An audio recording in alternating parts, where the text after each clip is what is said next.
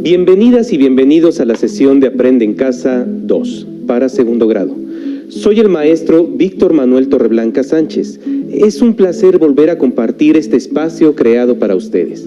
Quiero recordarles que deben mantener sus hábitos de limpieza para el cuidado de su salud, por lo que les recomiendo lavarse las manos varias veces al día y al menos 20 segundos cada vez que lo hagan. Quédense en casa lo más que puedan y si salen, mantengan su sana distancia y usen el estornudo de etiqueta. En esta ocasión, nos acompaña la maestra María del Carmen Ortiz Hernández, a quien agradecemos su asistencia a la sesión de hoy. Es un gusto estar aquí con ustedes. En la sesión de hoy veremos el tema Influencia cultural en las creaciones técnicas, con el propósito de identificar los aspectos socioculturales que favorecen la creación de nuevas técnicas.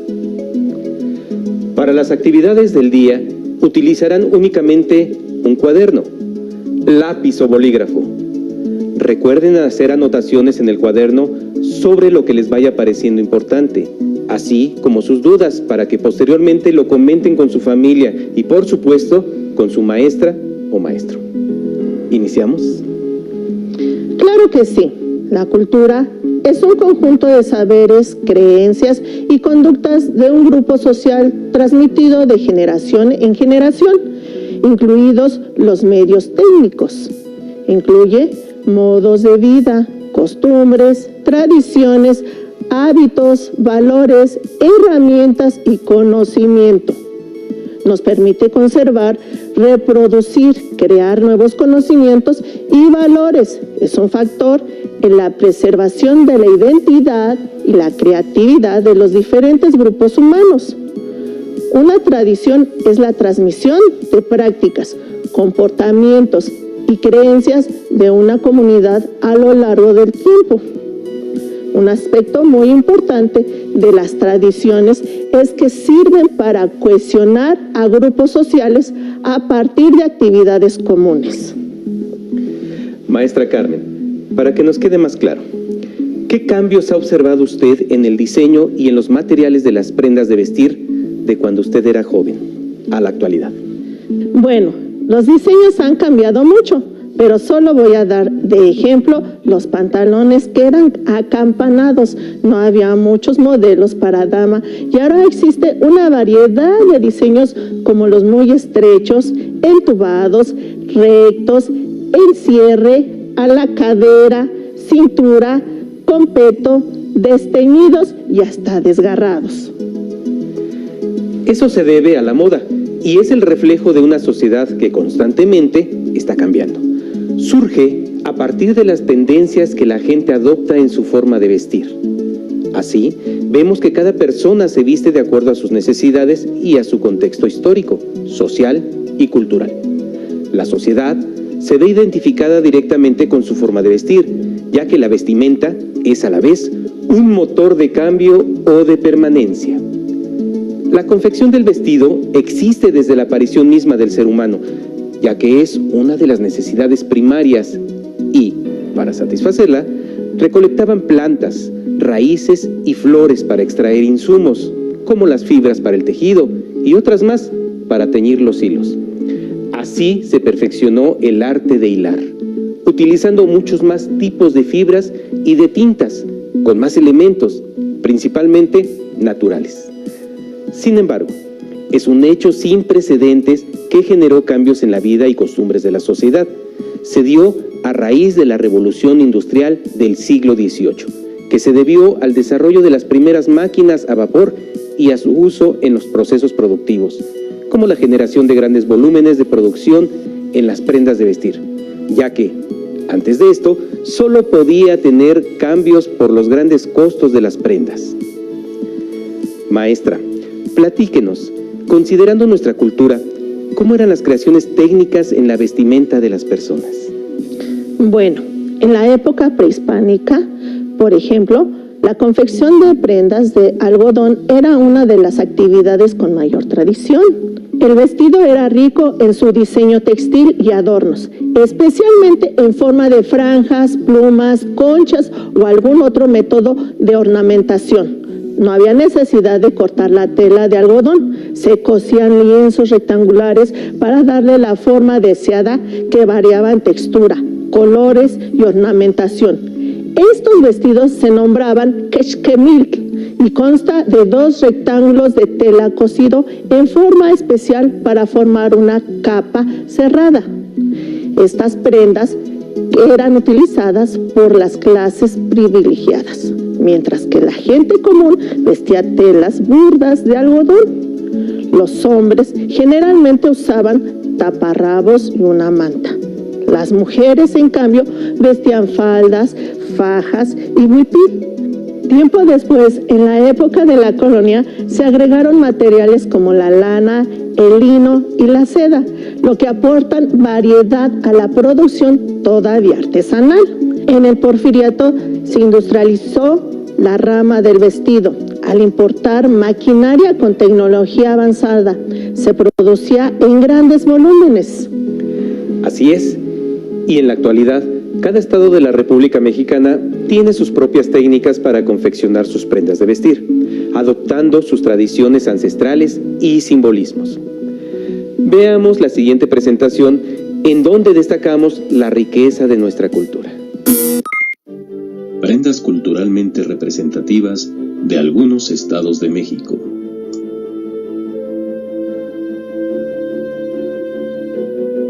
La ropa hace la identidad de cada región.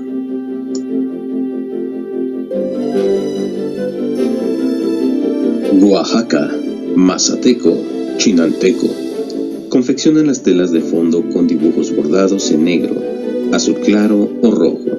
Las figuras tienden a ser pájaros, flores, conejos y árboles.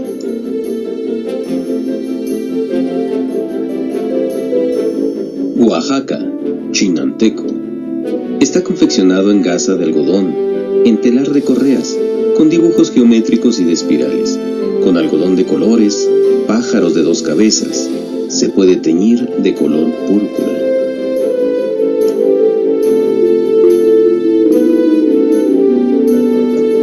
Yucatán, Maya.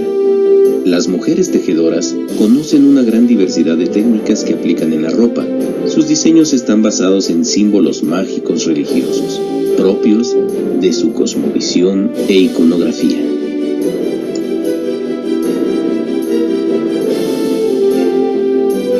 Michoacán, Purépechas, se ha enriquecido por bordados y lienzos realizados en el telar de pedal de la época colonial. Se han rescatado técnicas tradicionales como una ornamentación de plumaje. El rebozo es tejido en telar de cintura con una combinación de ligamentos textiles.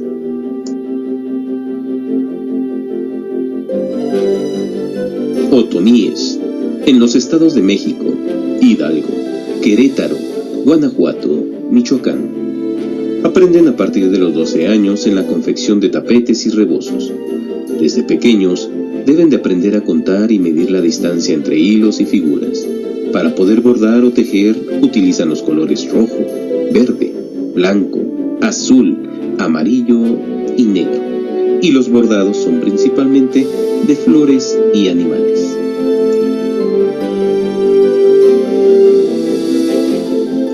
San Luis Potosí, Tenec. La indumentaria tradicional de los Tenec ha cambiado con el tiempo, pero se ha mantenido la técnica de punto de cruz, los materiales y el simbolismo. Tienden a hacer árbol de la vida, animales y cruces.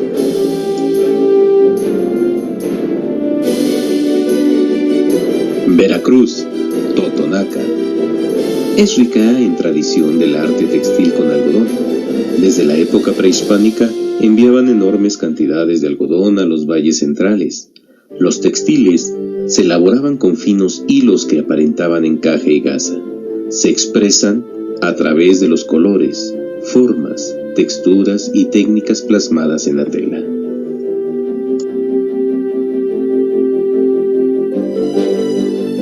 Chiapas. Destacan por los tejidos en telar de cintura, con diseños tradicionales mayas sobre huipiles, camisas y servilletas. Los que sobresalen más son las chamarras de lana de chamula y los ponchos de hilo bordados de Sinacantán.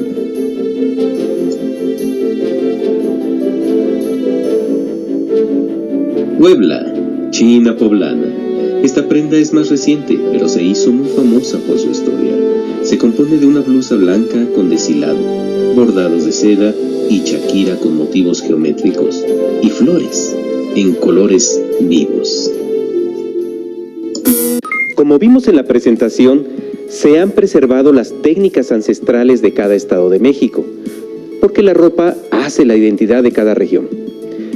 Ejemplo de ello es la elaboración de textiles en ciertas regiones del estado de Oaxaca, que le dan identidad y reconocimiento. Otra situación se presenta con la producción industrial de las prendas de vestir. Se busca que la prenda sea económicamente rentable, funcional y debe tener una aceptación significativa en el mercado, con el fin de generar una demanda adecuada del producto. En esta forma de producción no existe esa ideología tradicional. También existen innovaciones en la producción industrial, utilizando tecnologías avanzadas, como el corte de láser de las telas o el bordado en bordadoras electrónicas. Es un hecho que cada cultura está relacionada con el desarrollo tecnológico, aportando sus saberes y técnicas. Y como la cultura no es estática, sino que también cambia, aunque de manera lenta y gradual, es que los seres humanos crean y adoptan nuevos rasgos culturales que se transmiten al grupo social. Estos rasgos culturales son aprendidos y posiblemente modificados para dar paso a la dinámica del conocimiento de nuevas técnicas. Para profundizar en ello, veamos la siguiente presentación. La confección del vestido y su transformación.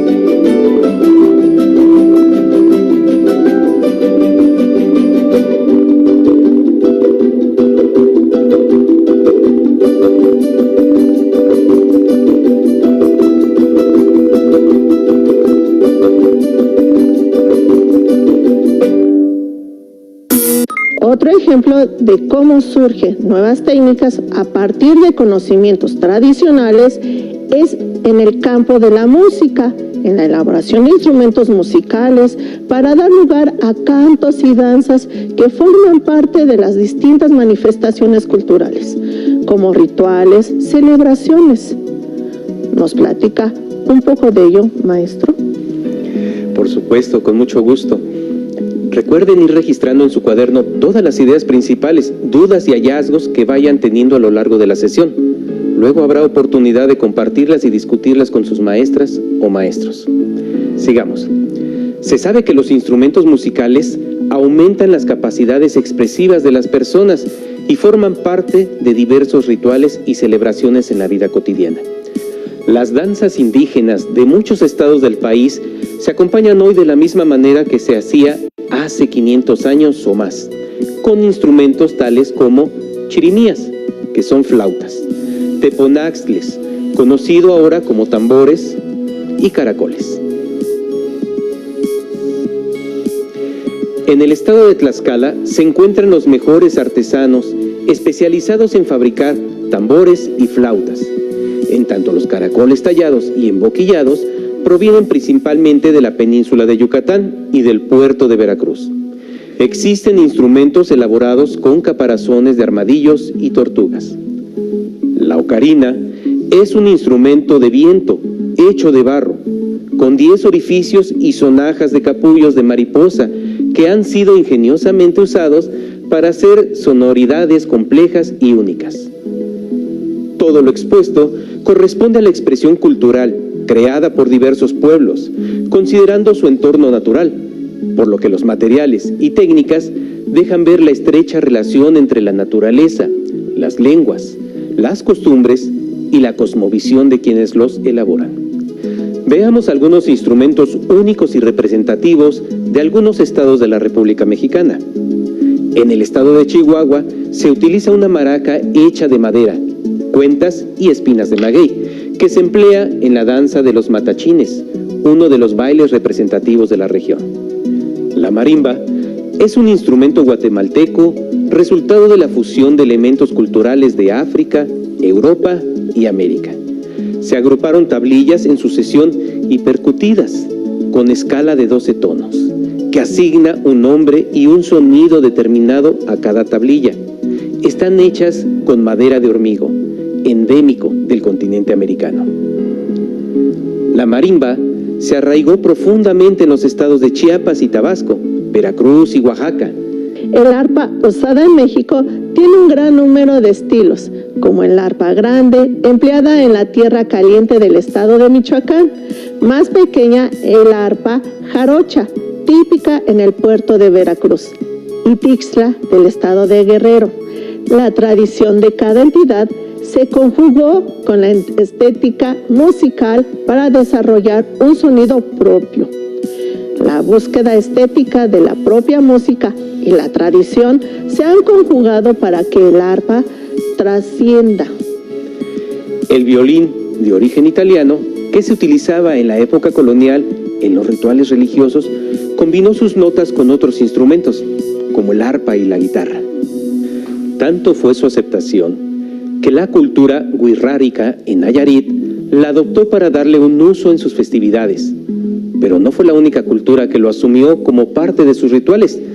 También lo hicieron los xihui, que actualmente tienen presencia en San Luis Potosí, los ralámuli en Chihuahua, Durango y Sonora, así como los diferentes grupos mayas de San Juan Chamula en Chiapas, entre otras.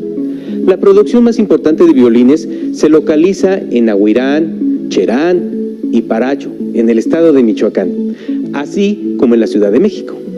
Las guitarras llegaron a nuestro país junto con los españoles. Se consolidó su uso en todos los estratos de la sociedad mexicana, como acompañamiento musical, en grupo o solo a la voz. Se dio una gran variedad. Es el instrumento con más variantes que se fue adaptando a las culturas de nuestro país y a su vez adecuándola a su propio estilo musical en cada región. La guitarra se adaptó a los nuevos ritmos de la música tradicional mexicana, como la técnica del requinto, el huapango, la jarana en Veracruz y la chamula en Chiapas. Y no podía faltar la conjugación de la mayoría de estos instrumentos y otros, como la trompeta y el guitarrón, en el mariachi que nos representa e identifica internacionalmente. Para reforzar lo que vieron en esta sesión, realizaremos de forma demostrativa un instrumento de percusión llamado palo de lluvia, aplicando varias técnicas en su construcción. Los materiales para la elaboración del tubo de lluvia son los siguientes. Es importante mencionar que deben ser usados bajo la supervisión de un adulto. Para esto es tubo vacío de papel higiénico o de cocina. Es importante que los tubos sean largos porque así se pueden apreciar mejor el sonido al caer las semillas. Una tira de alfileres, ¿sí?, de clavos o de palillos, lo que ustedes tengan en casa. Hojas de papel, si pueden ya recortados. Pegamento líquido. Un pincel. Media taza aproximadamente de semillas pequeñas, piedras o lo que tengan. Para esto también vamos a utilizar un corta uñas si utilizan los palillos. Para recortar tijeras. ¿Sí? Vamos a iniciar con nuestro palo de lluvia. Si ustedes ven, en este caso vamos a utilizar los alfileres con el cuidado con la supervisión de su papá y colocarlos de esta manera. Esto es para que se fijen. Si se fijan, no van a pasar el cartón, solamente van a estar en el centro del cartón. Cuando terminemos todo en espiral, todo va a ser en espiral hasta terminar su tubo. Cuando terminemos, tenemos que sellar el extremo, uno de los extremos, con su hoja de papel. Van a marcar de esta manera y voy a recortar más a 1 centímetro más de donde yo marqué para poder pegar. Le hago unos cortes hasta donde marqué.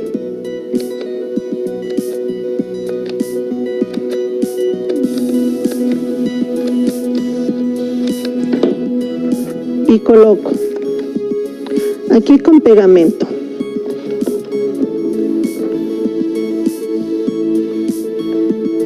Ustedes en su casita van a diluir el pegamento para que sea más maleable para trabajarlo. Pego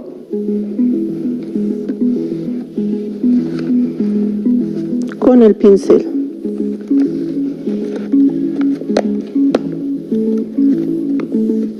Después coloco de este lado las semillas que ustedes van a tener en su casita.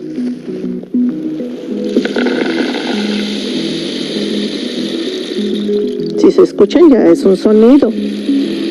Ya hay sonidos. Y otra vez marco y pego. Cuando yo terminé de pegar las dos partes, escucho. ¿Sí? Hola, profesor. ¿Qué tal, maestra? Aquí haciendo un palo de lluvia para los niños. Parece muy bien. Cuando terminen de pegar y de sellar sus dos extremos, vamos a decorarlo. ¿Cómo lo vamos a decorar? Primero, utilizando hojas de papel recortadas de diferentes tamaños y otra vez con su pegamento. Hacemos esto mismo y terminamos de esta manera. Ya cuando esté así, de esta manera, ustedes aquí van a aplicar su imaginación para que lo decoren de como ustedes lo quieran tener. ¿Sí? Y se va a escuchar el sonido de la lluvia. Este es un instrumento de aquí de México. Muy bien, maestra. Qué bonito le quedó. Ahora, con lo visto en la sesión, escriban en su cuaderno las características de alguna prenda de vestir tradicional en su comunidad. ¿Qué instrumentos musicales utilizan en su comunidad? ¿Han observado alguna modificación en los instrumentos musicales? Pueden integrar a su actividad dibujos iluminados de prendas de vestir e instrumentos musicales. Les recuerdo comentar con su maestra o maestro lo que les pareció más relevante del tema de hoy. Agradecemos a la maestra Carmen su participación. Fue un placer haber estado hoy aquí con ustedes. Gracias a usted también, maestro Víctor. Allá en casa, nos vemos la próxima sesión. Hasta pronto. Hasta pronto.